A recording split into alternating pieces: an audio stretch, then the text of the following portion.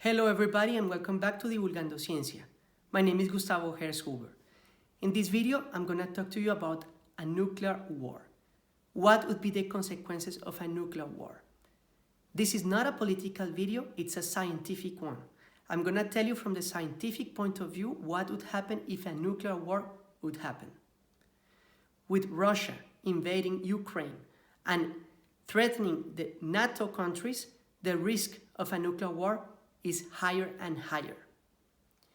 But first of all, I would like to ask you to please give the video a like, share, subscribe, click the notification bell, and follow me also on Facebook and Instagram. Welcome to this new video.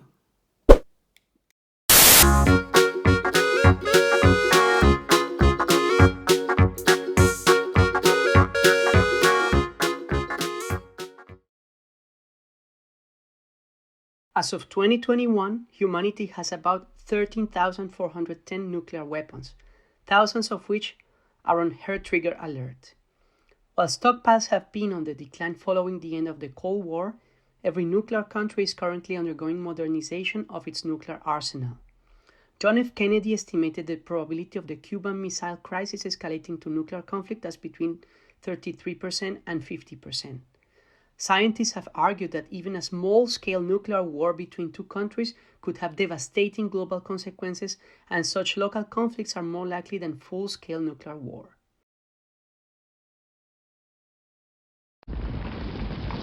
Likelihood of complete human extinction. Many scholars have posited that a global thermonuclear war with Cold War-era stockpiles, or even with the current smaller stockpiles, may lead to human extinction.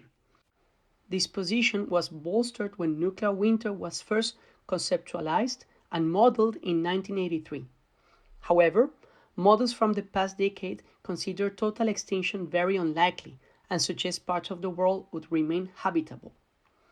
Technically, the risk may not be zero, as the climatic effects of nuclear war are uncertain and could theoretically be larger than current models suggest, just as they could theoretically be smaller than current models suggest. There could also be indirect risks, such as societal collapse following nuclear war, that can make humanity much more vulnerable to other existential threats.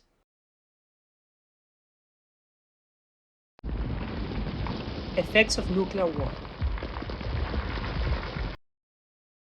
Historically, it has been difficult to estimate the total number of deaths resulting from a global nuclear exchange because scientists are continually discovering new effects of nuclear weapons and also revising existing models.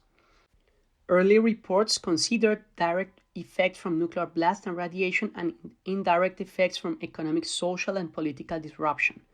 In a 1979 report for the US Senate, the Office of Technology Assessment estimated casualties under different scenarios.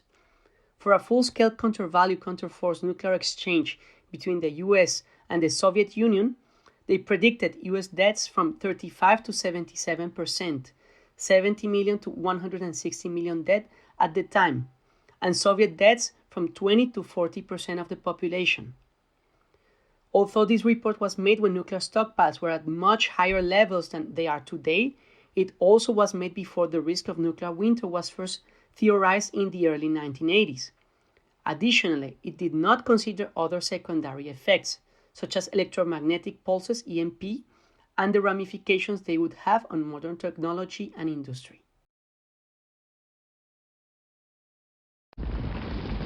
Nuclear winter. In the early 1980s, scientists began to consider the effects of smoke and soot arising from burning wood, plastics, and petroleum fuels in nuclear devastated cities.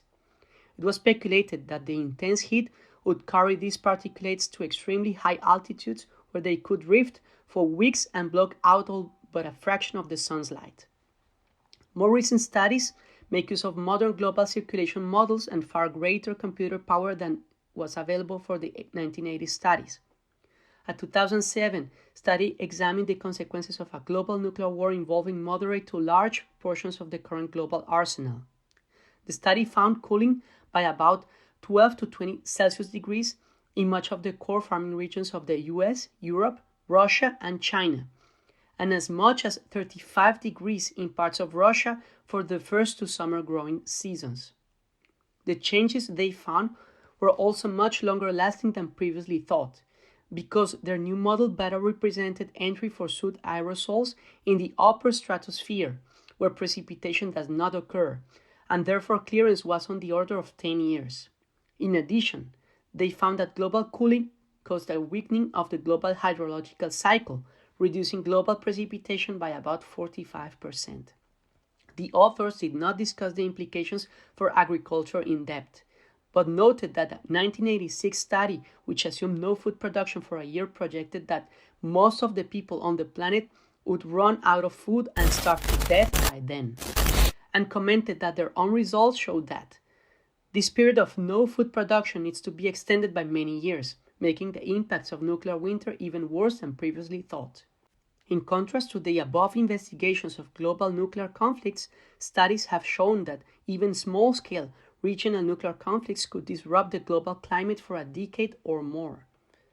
In a regional nuclear conflict scenario where two opposing nations in the subtropics would each use 50 Hiroshima-sized nuclear weapons, about 15 kilotons each, on major populated centers, the researchers estimated as much as 5 million tons of soot would be released, which would produce a cooling of several degrees over large areas of North America and Eurasia, including most of the grain-growing regions.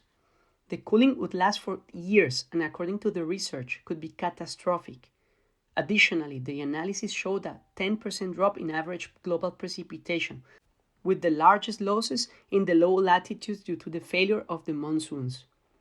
Regional nuclear conflicts could also inflict significant damage to the ozone layer. A 2008 study found that a regional nuclear weapons exchange could create a near-global ozone hole, triggering human health problems and impacting agriculture for at least a decade. This effect on the ozone would result from heat absorption by soot in the upper stratosphere, which would modify wind currents and draw in ozone, destroying nitrogen oxides. These high temperatures and nitrogen oxides would reduce ozone to the same dangerous levels we now experience below the ozone hole above Antarctica every spring. Nuclear famine. It is difficult to estimate the number of casualties that would result from nuclear winter, but it is likely that the primary effect would be global famine, wherein mass starvation occurs due to the disrupted agricultural production and distribution. In a 2013 report, the International Physicians of the Prevention of Nuclear War concluded that more than 2 billion people, about a third of the world's population, would be at risk of starvation in the event of a regional nuclear exchange between India and Pakistan, or by the use of even a small proportion of nuclear arms held by America and Russia. Several independent studies show corroborated conclusions that agricultural outputs will be significantly reduced for years by climatic changes driven by nuclear wars. Reduction of food supply will be further exacerbated by rising food prices, affecting hundreds of millions of vulnerable people, especially in the poorest nations of the world. Electromagnetic pulse. An electromagnetic pulse, or EMP, is a burst of electromagnetic radiation. Nuclear explosions create a pulse of electromagnetic radiation called a nuclear EMP or NEMP.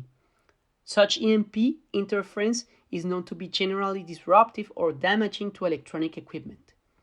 By disabling electronics and their functioning, an EMP would disable hospitals, water treatment facilities, food storage facilities, and all electronic forms of communication, and thereby threaten key aspects of the modern human condition. Certain EMP attacks could lead to a large loss of power for months or years. Currently, failures of the power grid are dealt with using support from the outside. In the event of an EMP attack, such support would not exist, and all damaged components, devices, and electronics would need to be completely replaced. Nuclear fallout. Nuclear fallout is the residual radioactive dust and ash propelled into the upper atmosphere following a nuclear explosion. Fallout is usually limited to the immediate area, and can only spread for hundreds of miles from the explosion site if the explosion is high enough in the atmosphere. Fallout may be entrained with the product of a pyrocumulus cloud and fall as black rain, rain darkened by soot and other particulates. This radioactive dust, usually consisting of fission products mixed with bystanding atoms that are neutron activated by exposure, is a highly dangerous kind of radioactive contamination. The main radiation hazard from fallout is due to short-lived radionuclides external to the body. While most of the particles carried by nuclear fallout decay rapidly, some radioactive particles will have half-lives of seconds to a few months. Some radioactive isotopes, like strontium-90 and cesium-137, are very long-lived and will create radioactive hotspots for up to 5 years after the initial explosion. Fallout and black rain may contaminate waterways, agriculture, and soil. Contact with radioactive materials can lead to radiation poisoning through external exposure or accidental consumption. In acute doses over a short amount of time, radiation will lead to prodromal syndrome, bone marrow death, central nervous system death, and gastrointestinal death.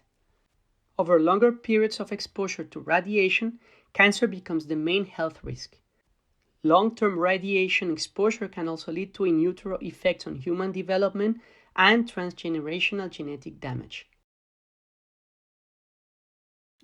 As you could see on this video, the consequences of a nuclear war would be a complete disaster for the whole planet, not only for mankind, animals, and plants, but life itself on the planet.